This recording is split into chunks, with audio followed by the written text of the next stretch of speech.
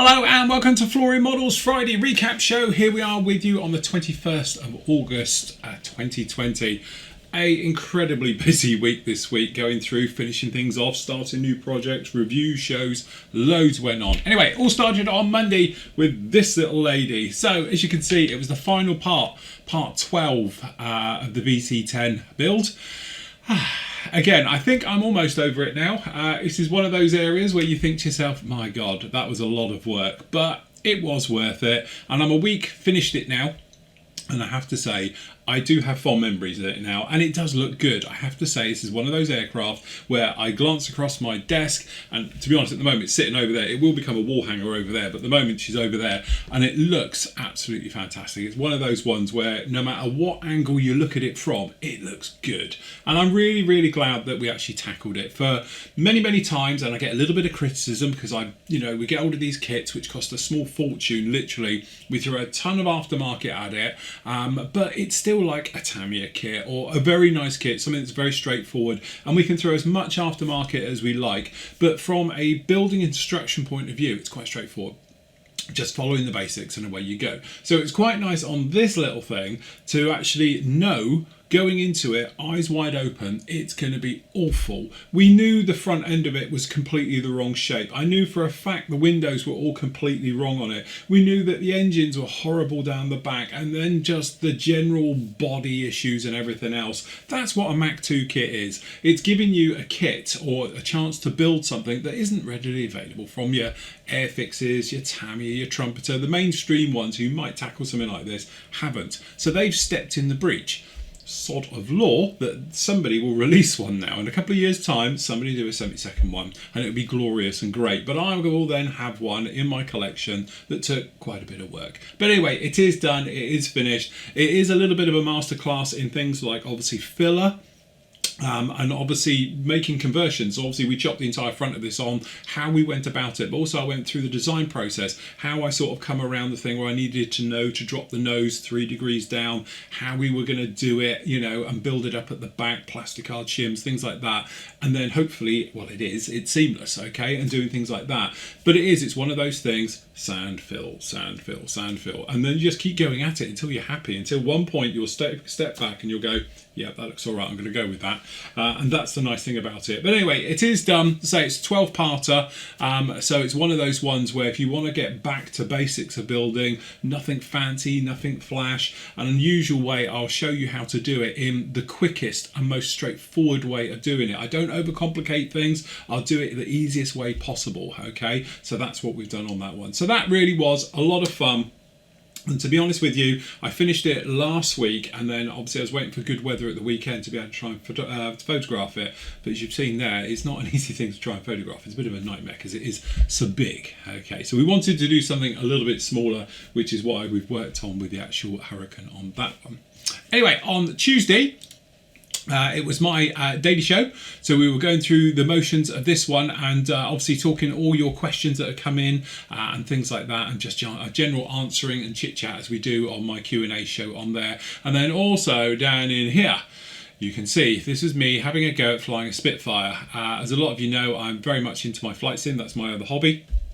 And I like to fly in DCS, and I haven't flown the Spitfire for about a year, and obviously we have the Spitfire flying around here in the southwest this week as well for the NHS, and obviously with the anniversary of the Battle of Britain as well, I thought it'd be quite fitting for me to go up and take it for a little bit of a spin, just to see, one, if I could still fly it and remember how to fly it, and well, try and land it, which was a lot of fun. But anyway, you guys seem to have absolutely loved it and want to know a lot more about it. Like I said before, obviously this is Flory Models. We're a modelling site, not a flight sim site. There's loads of flight sim things out there, bits and pieces, but I will record them, and if you guys want to see them, then I'll post them up in here, and obviously on the site and on Facebook and the usual bits and pieces like that, and then you can get a bit of a feel for it. And if you've got any questions, like everything, I'm quite happy to answer them. It's just that I'll do them around Flory Models, modelling site, rather than becoming a DCS flight site, flight sim site, things like that, because obviously I don't want to try and cross over the two. And also the thing is, as a lot of you know, some of you have flown with me and do fly with me online through multiplayer, is that's my downtime. That's when I switch off from work and I'm doing something completely different, which is nice. So anyway, that was Tuesday on there with that one. Then on Wednesday, it was me and Matt for our usual sort of roundup of what's going on in the hobby. And to be honest with you, there isn't much happening at the moment. We are proper in the doldrums for like kit releases and various things. There's stuff dribbling through, but nothing big announcements and stuff like that. So we basically had a look back at Tamiya. And we did a great show, and we were talking about Tamiya Kits, the classic range. So probably anything up until around about, you know, the early 2000s, okay? Past that, they tended to get a bit more expensive, but before then, sort of late 90s, early 2000s, they released a fantastic range of kits, which actually are all under 20 quid. And that's the whole point. You can still buy those kits today for under £20, and they still stack up as good as anything that is available out there. So we looked at things, and my all-time favourite obviously being the Mustang. That's a fantastic aircraft. It's one of those ones, it goes together straightforward, it's no frills at all with it, and it's a beautiful aircraft at the end of the day. So it's, again, 48 scale Mustang for me is still my all-time favourite kit ever. It's just one of those ones that I go back to, but also things like the Corsairs on there, the Focke-Wulfs, the Mosquitoes, and then we did the armour, so obviously we got the Crocodile there, and all the other ones we were talking about. And again, the amazing thing is those kits are really good kits. They stand up even to today. Here we are, 2020. These are still fantastic kits, and there's aftermarket available for them as well if you wanted to add to them, but they are all under 20 quid. All the kits we covered were under 20 quid. And then actually when you go up in the range, you start making your way up. If you want to go up to £30, there's an amazing array of kits, which, let's face it, have been superseded now by other manufacturers, but they charge you £50, £80, something like that for the same kit. So we were just pointing out that actually Tamiya, you might think they're expensive, but they're not, and there's some real bargains out there to be had. So that's what we were looking at. Also at the same time, down here, as you can see, we did the review for the Wildcat. So again, the Wildcat, that is a fantastic kit. Armour Hobbies, they are very, very nice kits. Highly detailed for their scale, and to be honest with you, that's what I'm working on right down in here. We're doing the Hurricane Mark 1, purely as a little bit of a mojo builder. After I finish filming this, I hope to get it completely put together, because it's basically ready for going together now. And after working on something as complex and big as this, it's quite nice to work on something a little bit small. Just a 1 week build, get the mojo back, get everything going again, and then cracking on with the next build as we make our way through. So anyway, that is a fantastic kit. Go off and have a look at that one. That is up on the site right now. Also at the same time, we've got another kit review that went up on Thursday morning, and that's the Chieftain. So this, again, we're talking small scale kits. This is actually the Tacom, and this is the 1/72 2-in-1 box. So you actually get two Chieftains. You get the Mark 11 and the Mark 10 in the box. Fantastic, highly detailed, and having built the actual 1/35 scale Mark 10, I can report it's the same. The construction is exactly the same as it is in the 35th scale one. How they've managed to shrink it down into 72nd is beyond me. 48th I thought would have been tricky. 72nd, that's just off the chart. So amazing job by Tacom on that one.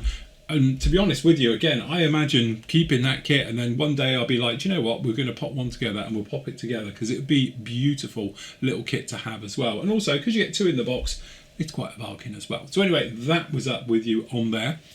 Then last night we had the live show. So obviously it was me, Andy and Nathan. And I'm sure I've got a different thumbnail that's probably a little bit where Nathan looks like he's not bored to death and I look like I'm asleep.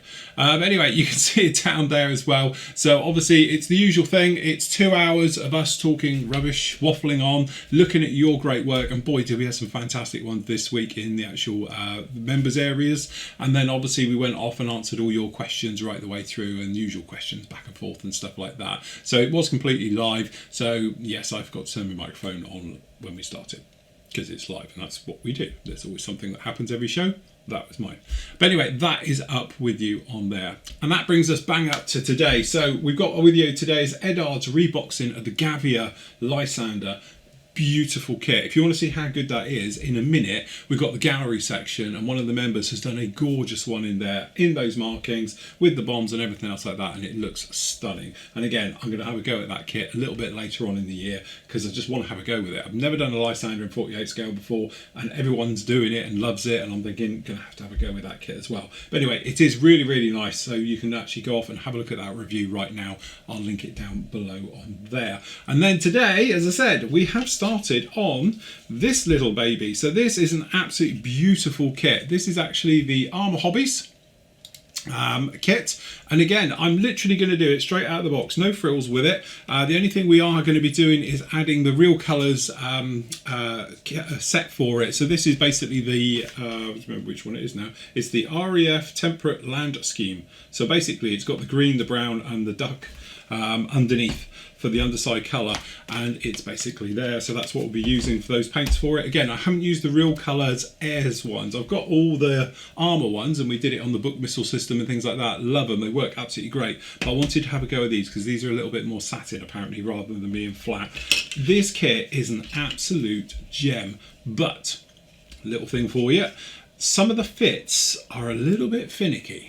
That's all I'm going to say at the moment. I'm still trying to work it out if it's user error or generally the peg doesn't fit the hole syndrome. So what we mean by that is that there's a couple of areas where you've got pegs going into holes. I'm not going to, and they don't fit. So I've ended up having to just take off the peg and then just buttoning them up. Then we have no problems at all, but we had a few little issues trying to get things around in this. But anyway, it is done, and as I said, after today's filming for this, when I got this edited and up, I'm going to come back and actually put the tail onto it. We'll get the wing system into this one, and then hopefully be in a position really by Monday where it's ready for paint. So that would be the ideal for that one. But apart from that, it is gorgeous. And like we were saying, and I often hear me harp on about, I know I go on about it, but 70-second scale, if you haven't seen a 70-second scale in a while, look at these. And to be honest with you, I thought this kit was good. The Hurricane, having now reviewed the Wildcat, that thing's got a fully detailed engine.